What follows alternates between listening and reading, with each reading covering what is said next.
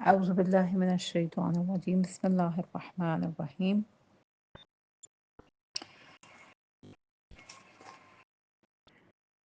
ألم تروا أن الله سخر لكم ما في السماوات وما في الأرض وأسبغ عليكم نعمه ظاهرة وباطنة ومن الناس من يجادل في الله بغير علم ولا هدى ولا كتاب منير۔ پروردگار کی توفیق سے سورہ لقمان کی شرح جاری تھی۔ درود و سلام ہو محمد و آل محمد کی پاک ذات پر۔ اس سورہ میں ہم نے ذکر کیا کہ یہ سورہ مکی ہے اور حضرت لقمان کی چند نصائح اس سورہ میں موجود ہیں۔ حضرت لقمان کون تھے؟ کیا حضرت لقمان نبی تھے؟ تو اس کے متعلق تفاسیر بتاتی ہیں کہ حضرت لقمان نبی نہیں تھے، بلکہ شاید مصر یا سوڈان کے سیاہ فام ایک شخص تھے جو کہ بہت زیادہ امانت اور خیانت کا خیال رکھتے تھے، روشن دل تھے، با حکمت تھے۔ انہی کی اسی صفات کی بنا پر جو کہ اللہ کی قدر، امانت کی ادائیگی، بات کی سچائی اور خاموشی اختیار کرنے کے سبب پروردگار نے انہیں حکمتیں عطا کی۔ اور ایک واقعہ بھی سورہ تفسیر نمونہ میں اس کے متعلق درج ہے کہ ایک فرشتہ ایک دوپہر کو آپ کے پاس حاضر ہوا اور اس نے کہا کہ لقمان، کیا آپ چاہتے ہیں کہ خداوند عالم آپ کو زمین میں خلیفہ قرار دے تاکہ لوگوں کے درمیان حق کے ساتھ فیصلہ کریں؟ تو لقمان نے اس کے جواب میں کہا کہ اگر میرا پروردگار مجھے اختیار دے دے تو میں عافیت کی راہ کو قبول کروں گا، کیونکہ میں جانتا ہوں کہ اگر اس قسم کی ذمہ داری میرے کندھوں پر ڈال دے گا تو یقیناً میری مدد بھی کرے گا اور مجھے لغزشوں سے بھی محفوظ رکھے گا۔ اور اسی طرح سے یہ گفتگو کی اور فرشتے کی باتوں کا بھی جواب دیا۔ طوالت کی وجہ سے ہم سارے واقعے کو یہاں ذکر نہیں کریں گے، لیکن دراصل حضرت لقمان کہنا کیا چاہ رہے تھے؟ وہ کہنا یہ چاہ رہے تھے کہ اگر پروردگار مجھے ذمہ داری دے گا تو پھر میری مدد بھی کرے گا، لیکن میں عافیت چاہتا ہوں، یعنی میں خلافت کا درجہ لینا نہیں چاہتا، کیونکہ یہ ایک ذمہ داری ہے اور اگر اس میں کوئی کوتاہی کی گئی تو پھر راہ راست سے بھٹکنے کا خدشہ ہے۔ یہ گفتگو سن کر پروردگار عالم نے حضرت لقمان کے دل میں نور حکمت ڈال دیا اور ان کی زبان پر حکمت جاری ہوئی، اور ان کی جو ہے گفتگو جو اپنے بیٹے سے اور اس کو جو نصائح ہیں وہ بھی قرآن کا حصہ بنے۔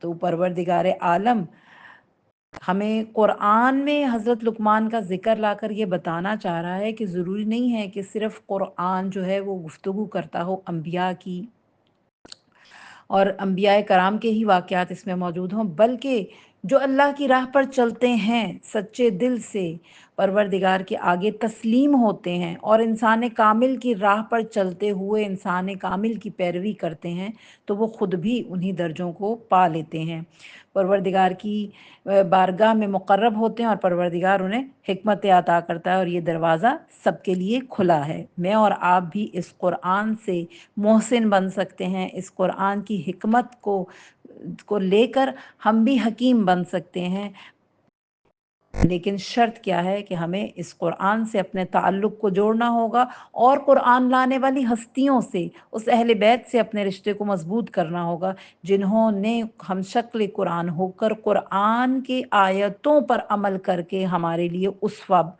دکھا دیا۔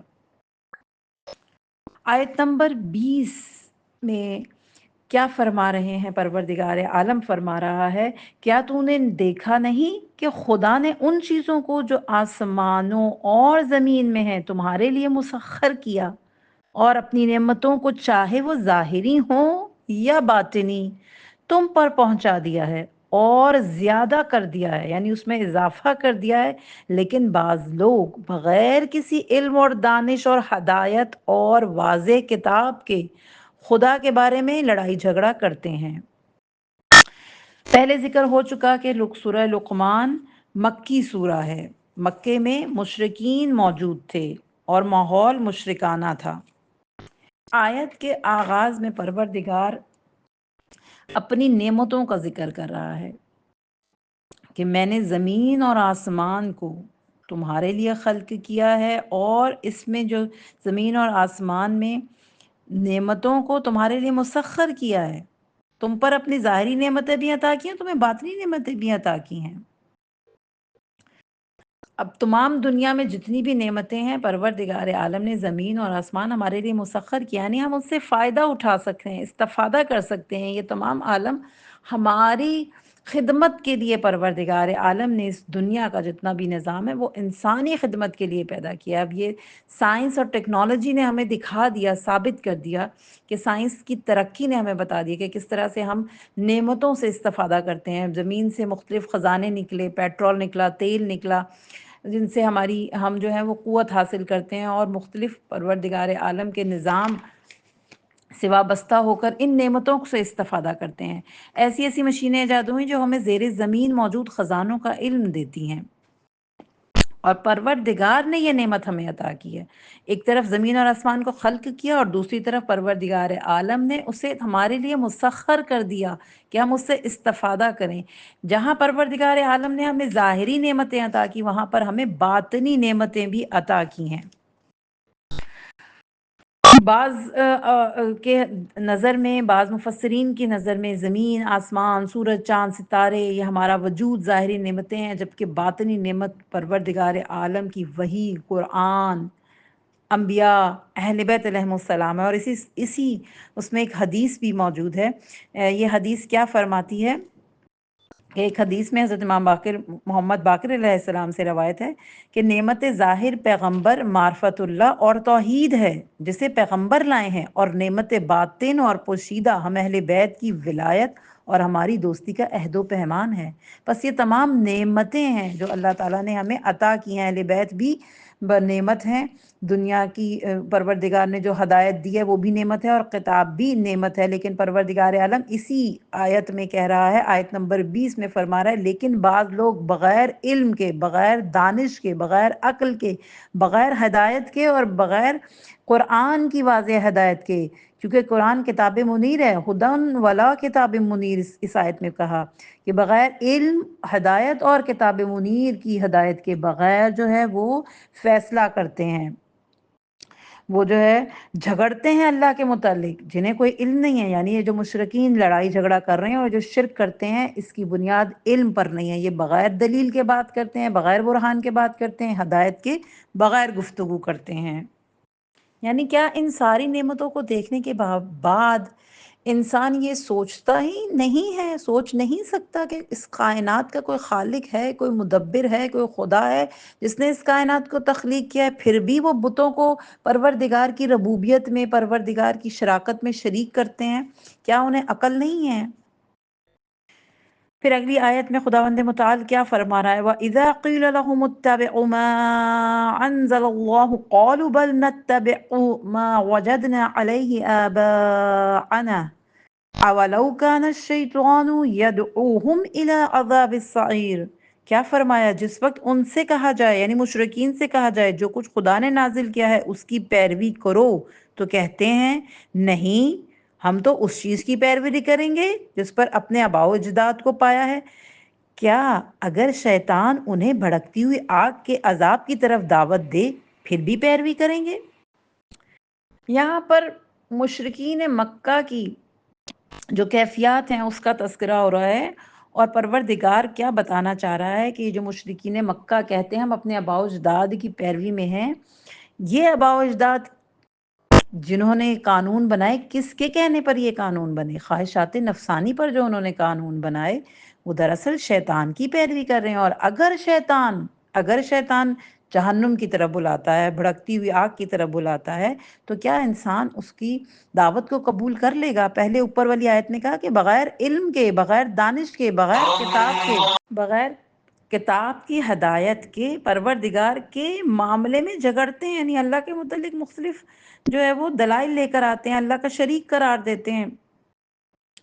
اپنی اپنی ذہن کی بات کرتے ہیں، اور اس آیت میں، آیت نمبر 21 میں کہہ رہا ہے کہ بتانا یہ چاہ رہا ہے کہ دراصل یہ لوگ شیطان کی پیروی کر رہے ہیں، یہ اپنے آباء و اجداد کے قوانین پر جو عمل کر رہے ہیں یہ اندھی تقلید ہے۔ پروردگار اندھی تقلید کو پسند نہیں فرماتا، اور ان کے آباء و اجداد نے بغیر علم کے انبیاء کی تردید کی ہے، وہ انبیاء جو ان کے لیے معجزے لے کر آئے، جو کتاب کا علم لے کر آئے، جو ہدایت لے کر آئے، لیکن ان مشرکین مکہ نے انہیں جھٹلا دیا۔ اس سے پہلے والے بھی یہی کرتے رہے اور یہ بھی یہی کر رہے ہیں۔ ہمارے لیے بھی ایک سبق ہے کہ اگر ہم اپنے آباء و اجداد کی سیرت پر عمل کرتے ہیں تو ہمیں دیکھنا ہوگا کیا ہمارے آباء و اجداد سیرت نبوی پر چلنے والے ہیں، کیا ہمارے آباء و اجداد نے جو قانون مرتب کیے، جو رسم و رواج ہمیں دیے، کیا وہ تمام کے تمام سنت اور کتاب حکیم کے مطابق ہیں، یا ہمارا ان کی پیروی کرنا فقط اندھی تقلید کا باعث ہے۔ پھر آیت نمبر 22 کیا فرما رہی ہے؟ وَمَن يُسْلِمْ وَجْهَهُ إِلَى اللَّهِ وَهُوَ مُحْسِنٌ فَقَدِ اسْتَمْسَكَ بِالْعُرْوَةِ الْوُثْقَىٰ وَإِلَى اللَّهِ عَاقِبَةُ الْأُمُورِ۔ جو شخص اپنے روح کو یا اپنے آپ کو خدا کے سپرد کر دے جبکہ وہ نیکوکار ہو تو اس نے محکم وسیلے کو پکڑا ہے اور قابل اطمینان سہارے کا سہارا لیا ہے، اور تمام کاموں کی عاقبت خدا کی طرف ہے، باز گشت خدا کی جانب ہے۔ وَمَن يُسْلِمْ وَجْهَهُ إِلَى اللَّهِ، جو پروردگار کے سامنے جھک گیا، یعنی جس نے پروردگار کے آگے تسلیم ہو گیا، مکمل کا مکمل، وَهُوَ مُحْسِنٌ، اور وہ نیکوکار بھی ہے، تو پھر اس نے کیا کیا؟ فقد استمسکا، تو اس نے پکڑ لیا، بالعروۃ الوثقی، عروۃ الوثقی کو، ایک مضبوط سہارے کو پکڑا، اور عاقبت بھی پروردگار کی جانب ہے۔ عروۃ الوثقی کون ہے اور عروۃ الوثقی کیا کرتا ہے؟ عروۃ الوثقی قرآن مجید ہے۔ قرآن مجید ایک رسی کی مانند ہے۔ پروردگار نے آسمان سے بارش کو بھی نازل کیا اور قرآن کو بھی آسمان سے نازل کیا۔ بارش کو اس طرح سے برسایا کہ وہ نیچے زمین پر آ گئی تو برس گئی، اوپر سے اس کا تعلق ختم ہو گیا، لیکن پروردگار نے قرآن کو جو نازل کیا یہ ایک رسی کی مانند ہے جس کا ایک سرا اوپر ہے، یعنی یہ اوپر سے پروردگار کے ساتھ منسلک ہے۔ پس جو قرآن کی رسی کے ذریعے اپنے آپ کو خدا تک پہنچانا چاہتا ہے، بلند کرنا چاہتا ہے، اس کو عروج ملے گا، اسے بلندی ملے گی، اسے پروردگار کا تقرب عطا ہوگا۔ اسی لیے پروردگار نے کہا یہ ایک رسی ہے، ہم اگر جہالت کے کنویں سے نکلنا چاہتے ہیں تو قرآن کی رسی کو پکڑنا ہوگا، قرآن سے اپنے رشتے کو جوڑنا ہوگا۔ سورہ بقرہ میں آیت الکرسی میں بھی ہم یہی پڑھتے ہیں، وَيُؤْمِن بِاللَّهِ فَقَدِ اسْتَمْسَكَ بِالْعُرْوَةِ الْوُثْقَىٰ لَا انفصام لَهَا، یعنی جو قرآن کے ساتھ جڑ جائے گا، جو قرآن کی رسی کو، قرآن کے سہارے کو پکڑے گا، وہ پروردگار تک پہنچ جائے گا، کیونکہ یہ کتاب عزیز ہے، یہ کتاب حمید ہے، یہ کتاب ہدایت دے رہی ہے، اور تمام گروہوں کی بازگشت پروردگار کی جانب ہے، یعنی جو نیک ہیں، جو بد ہیں، جو بھی اس دنیا میں آیا ہے، تمام کے تمام نے اپنے رب کی بارگاہ میں ایک دن پہنچنا ہے، یعنی معاد کو فراموش نہیں کرنا۔ پھر آیت نمبر 23 میں پروردگار عالم کیا فرما رہا ہے؟ وَمَن كَفَرَ فَلَا يَحْزُنْكَ كُفْرُهُ إِلَيْنَا مَرْجِعُهُمْ فَأُنَبِّئُهُم بِمَا عَمِلُوا إِلَيْنَا مَرْجِعُهُمْ فَنُنَبِّئُهُم بِمَا عَمِلُوا إِنَّ اللَّهَ عَلِيمٌ بِذَاتِ الصُّدُورِ، اور جو شخص کافر ہو جائے تو اس کا کفر تجھے غمگین نہ کرے، ان سب کی بازگشت بھی ہماری ہی جانب ہے۔ یہاں پر اس آیت میں، آیت نمبر 23 میں، رسول اللہ صلی اللہ علیہ وآلہ وسلم کو پروردگار عالم تشفی دے رہا ہے کہ اے میرے رسول، اگر کوئی شخص کافر ہو جائے تو غمگین مت ہو، اپنے آپ کو پریشان مت کر، ان سب کی بازگشت میری طرف ہے۔ یہ جو تجھے دکھ دیتے ہیں، یہ جو تجھے قبول نہیں کرتے، جو تیری تکذیب کر رہے ہیں، ایک دن یہ میرے سامنے موجود ہوں گے، ایک دن میرے سامنے حاضر ہوں گے، اور اس دن صرف میرا ہی حکم چلے گا، اس دن فیصلے کا دن ہوگا، تو اے رسول تو غمگین اور پریشان نہ ہو ان کے کفر سے۔ اور نہج البلاغہ میں بھی موجود ہے کہ بعض افراد کی زندگی صرف ظاہری زندگی ہوتی ہے، بیت الخلاء سے کچن تک کا سفر، یعنی کھانا پینا اور بس ظاہری زندگی کی نمود و نمائش۔ تو یہ جو کافر اور مشرکین ہیں، ان کے وہ جو زندگی ہے فقط اور فقط ظاہری زندگی ہے، جو کہ یہیں پر اس مادی دنیا میں ہی ختم ہو جائے گی، اور پروردگار ان سب سے ایک دن حساب لے گا، کیونکہ اسی اگلی آیت میں، آیت نمبر 24 میں، خداوند متعال اپنی بات کو آگے بڑھاتے ہوئے کیا فرما رہا ہے؟ نمتعہم قلیلا ثم نضطرہم الی عذاب غلیظ۔ ہم تھوڑے سے دنیاوی فائدے کو ان کے اختیار میں دے دیں گے، پھر انہیں عذاب شدید کے برداشت کرنے پر مجبور کریں گے۔ یعنی یہ جو کافر ہیں، مشرک ہیں، انہیں دنیا میں تھوڑا سا فائدہ تو عطا کریں گے۔ ہم دیکھتے ہیں کہ ہمارے ارد گرد یہودی، نصرانی، مشرکین، بہت زیادہ مال و دولت ان کے پاس موجود ہے، لیکن یہ مال و دولت جو ان کے پاس موجود ہے، یہ ہمیں پریشان نہ کر دے کہ پروردگار عالم نے انہیں عطا کیا ہے اور ہمیں ان سے کم عطا ہوا ہے۔ پروردگار عالم بار بار قرآن میں یہ تذکرہ کر رہا ہے کہ یہ متاع قلیل ہے، دنیا متاع قلیل ہے، ختم ہونے والی ہے۔ اس دنیا میں جو انہیں عطا کیا ہے وہ کم ہے، اور جو مومن کو عطا ہونا ہے، جو اس دنیا میں بھی نعمتیں عطا ہو رہی ہیں اور آخرت میں بھی عطا ہوں گی، وہ ہمیشہ رہنے والی، ابدی اور حقیقی ہیں، جو ختم نہ ہونے والا ہو وہ زیادہ ہوگا، یا جو ختم ہونے والا ہوگا وہ زیادہ ہے۔ یہ دنیا کی مال اور دولت اگر کسی کے پاس ہے، اگر کسی منکر خدا کے پاس ہے، زیادہ ہے، تو پروردگار عالم نے کہا کہ ہم عذاب کو ان کے اوپر مسلط کر دیں گے۔ وہ نہیں چاہیں گے کہ عذاب کی طرف جائیں، لیکن ہم انہیں گھسیٹ کر قیامت میں عذاب الہی کی طرف کھینچ کر لے جائیں گے۔ دنیا میں ان کو اگر کچھ فائدہ ہو رہا ہے تو یہ ختم ہونے والا ہے، اور پروردگار عالم ان کو شدید عذاب میں مبتلا کرے گا۔ پھر آیت نمبر 25 میں خداوند متعال ارشاد فرما رہا ہے، وَلَئِن سَأَلْتَهُم مَّنْ خَلَقَ السَّمَاوَاتِ وَالْأَرْضَ لَيَقُولُنَّ اللَّهُ قُلِ الْحَمْدُ لِلَّهِ بَلْ أَكْثَرُهُمْ لَا يَعْلَمُونَ۔ اگر تم ان سے سوال کرو، ان سے پوچھو کہ کس نے آسمان اور زمین کو خلق کیا ہے، تو یقیناً وہ کہیں گے کہ اللہ نے۔ کہہ دو الحمدللہ، لیکن ان میں سے اکثر جانتے ہی نہیں۔ چونکہ مکہ میں مشرکین ہیں، پروردگار کی ذات سے شرک کرتے ہیں، تو پروردگار عالم یہاں فرما رہا ہے، برہان لے کر آ رہا ہے، دلیل لے کر آ رہا ہے، طریقہ سکھا رہا ہے کہ پھر ان سے پوچھو، وہ جو پروردگار کی ساتھ شریک ٹھہراتے ہیں، ان سے پوچھو کہ زمین اور آسمان کو خلق کس نے کیا ہے۔ یقیناً جو زمین اور آسمان کا خالق ہے وہی پروردگار عالم ہو سکتا ہے، نہ کہ وہ بت جنہیں وہ اپنا معبود کہہ رہے ہیں، جو خود بول نہیں سکتے، سن نہیں سکتے، کسی چیز پر قادر نہیں ہیں۔ تو پروردگار یہ فرما رہا ہے کہ ان کی ذات کے اندر، ان کی فطرت کے اندر جو توحید ہے، وہ کہیں گے کہ اللہ نے خلق کیا ہے۔ تو جب وہ اللہ کی بارے میں یہ بات کہیں تو تم انہیں کہو کہ پھر پس پروردگار کا شکر ادا کرو۔ الحمدللہ کا کیا مطلب ہے؟ الحمدللہ یعنی شکر خدا، اللہ کا شکر، اس رب کا شکر جس نے اس نظام کو چلایا، جو اس نظام کو پالنے والا ہے۔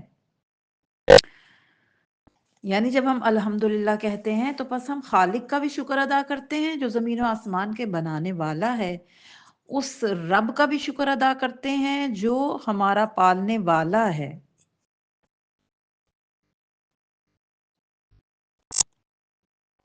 اور اللہ کے اللہ ہونے کا بھی شکر ادا کرتے ہیں۔ اور آیت میں جو لفظ استعمال ہوا ہے لَيَقُولَنَّ اللَّهُ، یعنی کہ وہ حتماً کہیں گے۔ یہاں پر نون عربی گرامر کے لحاظ سے نون ثقیلہ یا تاکید ہے، نون ثقیلہ تاکید کے لیے استعمال ہوتا ہے، یعنی وہ حتماً حتماً یہ کہیں گے کہ اللہ ہی نے پیدا کیا ہے زمین اور آسمان کو، لیکن وہ پروردگار کی ربوبیت میں آ کر شریک ٹھہرا دیتے ہیں۔ اسی طرح مولا سجاد کیا فرماتے ہیں، فَكَيْفَ لِي، اے اللہ کس طرح تیرا شکر بجا لاؤں کہ میرے اندر استطاعت نہیں ہے، پس میں یہی کہہ دیتا ہوں الحمدللہ۔ یعنی ہم تیری ذات کا صحیح طور پر شکر بھی ادا نہیں کر سکتے۔ پھر آیت کے آخری حصے میں فرماتا ہے، خداوند متعال فرما رہا ہے، لیکن ان میں سے اکثر نہیں جانتے، بل اکثرهم لا یعلمون۔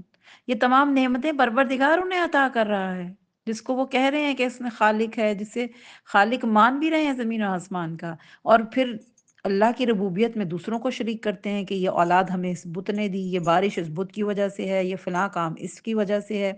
تو یہ ساری کی ساری نعمتیں پروردگار عالم انہیں عطا کر رہا ہے، بس شکر بھی اس پروردگار عالم کا ہے، غیر اللہ کوئی نعمت عطا کر ہی نہیں سکتا، لیکن وہ اس چیز کا شعور نہیں رکھتے۔ پھر خداوند متعال اگلی آیت میں فرما رہا ہے، للہ ما فی السماوات والارض ان اللہ هو الغنی الحمید۔ اللہ کے لیے ہے وہ کچھ جو کچھ آسمانوں اور زمین میں ہے، کیونکہ خدا بے نیاز اور لائق حمد و ستائش ہے۔ لائق حمد، لائق ستائش پروردگار کی ذات ہے، کیونکہ وہ غنی بھی ہے، حمید بھی ہے۔ تمام عالم اور اس کے درمیان میں موجود ہر شے پروردگار عالم کی ہے۔ بس جو مالک ہے، جو خالق ہے، جو غنی ہے، وہی صاحب ستائش ہے، وہی حمید ہے، اس کی ذات قابل ستائش ہے کہ اس کی تعریف کی جائے۔ صحیفہ سجادیہ کی پہلی دعا میں مولا کیا فرماتے ہیں کہ انسان کی انسانیت کا معیار حمد الہی ہے۔ اگر انسان حامد نہیں ہے، حامد پروردگار نہیں ہے، تو حیوان سے بھی بدتر ہے۔ یعنی اگر انسان حمد الہی بجا لاتا ہے کو بجا نہیں لاتا تو حدود انسانیت سے نکل کر چوپایوں کی حدود میں چلا جاتا ہے اور ان سے بھی بدتر بن جاتا ہے۔ آیت نمبر 27 میں خداوند متعال فرما رہا ہے، جو کچھ روئے زمین پر درخت ہیں اگر وہ قلم بن جائیں اور سمندر ان کے لیے سیاہی بن جائیں اور 7 دیگر سمندروں کا اضافہ کیا جائے، یہ سارے بھی ختم ہو جائیں گے، لیکن خدا کی باتیں ختم نہیں ہوں گی۔ خدا عزیز اور حکیم ہے۔ پروردگار اس آیت میں کلمات اللہ استعمال کر رہا ہے، اللہ کے کلمات ختم نہیں ہوں گے۔ یعنی خداوند متعال کے پاس جو علم ہے، جو قدرت ہے، جو حکمت ہے، جو اللہ خود ذاتی طور پر علم رکھتا ہے، پروردگار کا علم اس قدر وسیع ہے، اس قدر لامحدود ہے کہ اگر پروردگار زمین پر موجود تمام درختوں کو قلم بنا لے اور تمام سمندر اور دریا سیاہی بن جائیں اور دیگر 7 دوسرے جہانوں کے بھی سمندر اس میں شامل ہو جائیں، تو پھر بھی پروردگار کی حکمت کی باتیں، پروردگار کا علم ختم ہونے والا نہیں ہے۔ یہ جو ہمیں عطا ہوا ہے یہ کم ہے، یہ کچھ بھی نہیں ہے، یہ پروردگار کی علم کے آگے کوئی حیثیت نہیں رکھتا۔ اسی لیے سورہ بقرہ میں بھی قرآن خداوند متعال 269 آیت میں کیا فرما رہا ہے، وَمَن يُؤْتِ الْحِكْمَةَ فَقَدْ أُوتِيَ خَيْرًا كَثِيرًا۔ جسے اللہ چاہتا ہے حکمت عطا کرتا ہے، اور جسے حکمت عطا کی اسے خیر کثیر عطا کی۔ پھر سورہ اسراء کی آیت نمبر 15 میں بھی فرمایا، وَمَا أُوتِيَ الْعِلْمَ إِلَّا قَلِيلًا، اور جو کچھ تمہیں دیا گیا ہے بہت قلیل ہے۔ یعنی خداوند متعال کی نسبت جو ہمیں دیا گیا ہے علم، اگر وہ علم غیبی ائمہ کو اور انبیاء کو دیا جاتا ہے تو وہ پروردگار کے علم کے آگے بہت قلیل ہے۔ خداوند متعال کے علم کی حدود کا اندازہ اور ادراک ہم کر ہی نہیں سکتے۔ اس کا علم لامحدود ہے، اس کی ذات کی طرح، جس طرح پروردگار کا ثواب لامحدود ہے۔ جیسے کہ بحر الانوار کی جلد 85 صفحہ نمبر 15 پہ خداوند حدیث رسول ہے کہ اگر باجماعت نماز میں 10 نمازی ہوں تو تمام فرشتے اور جن و انس اس کے ثواب کو نہیں لکھ سکتے۔ جس طرح پروردگار کا عذاب لامحدود ہے، اس کا اجر لامحدود ہے، اسی طرح پروردگار کا علم کی کوئی حد نہیں ہے، کیونکہ وہ خدا عزیز بھی ہے اور حکیم بھی ہے۔ پھر اگلی آیت میں خداوند متعال فرما رہا ہے، ما خلقکم ولا بعثکم الا کنفس واحدہ ان اللہ سمیع بصیر۔ تم سب کی دوبارہ خلقت اور زندگی ایک فرد کی زندگی سے زیادہ نہیں ہے، خدا سننے اور دیکھنے والا ہے۔ یعنی خداوند متعال اس آیت میں معاد کا ذکر کر رہا ہے کہ جب قیامت میں تمام انسانوں کو دوبارہ اٹھایا جائے گا، پروردگار کہہ رہے تمہیں دوبارہ خلقت کرنا، تمہیں دوبارہ زندہ کرنا پروردگار کے لیے ایک فرد واحد کو زندہ کرنے کی طرح ہے۔ اگر ہم سوچتے ہیں کہ خداوند متعال کیسے زندہ کرے گا، جیسے مشرکین کا سوال ہوتا تھا کہ یہ گلی سڑی ہڈیاں کس طرح سے دوبارہ دوبارہ جو ہے پروردگار ان کو زندہ کرے گا، تو پروردگار فرماتا ہے کہ میرے لیے یہ کام کرنا مشکل نہیں ہے، میرے لیے یہ کام کرنا آسان ہے، میں جب چاہوں جو چاہوں، میں قدرت رکھتا ہوں، میں قادر ہوں کہ کچھ بھی کر سکتا ہوں۔ تو پروردگار کا دوبارہ زندہ کرنا مشکل کام نہیں ہے۔ جس نے پہلی دفعہ بنا دیکھے کسی چیز کو تخلیق کیا ہے تو وہ خالق کسی بھی چیز کو دوبارہ پیدا کر سکتا ہے۔ پھر آیت کے آخری حصے میں فرمایا ان اللہ سمیع بصیر، یہاں پر پروردگار ان اللہ علی کل شیء قدیر کی بات نہیں کر رہا، جبکہ اپنی قدرت کی بات کی ہے، لیکن یہاں پر چونکہ معاد کی ذکر ہو رہا ہے، اسی لیے پروردگار نے سمیع اور بصیر کی صفت کا استعمال کیا، کیونکہ قیامت میں پروردگار عالم تمام افراد کا حساب و کتاب لے گا اپنی تمام مخلوقات سے، اسی لیے کہا میں سننے والا بھی ہوں اور دیکھنے والا بھی ہوں۔ بس پروردگار سے دعا ہے کہ پروردگار عالم یہ جن آیات کی ہم نے تفسیر کی، پروردگار عالم ہمیں ان آیات کا شعور اور معرفت عطا کر اور ہمیں اس پر عمل کرنے والا اور قرآن سے انس کرنے والا بنا دے۔ وصلی اللہ علی محمد وآلہ الطیبین الطاہرین۔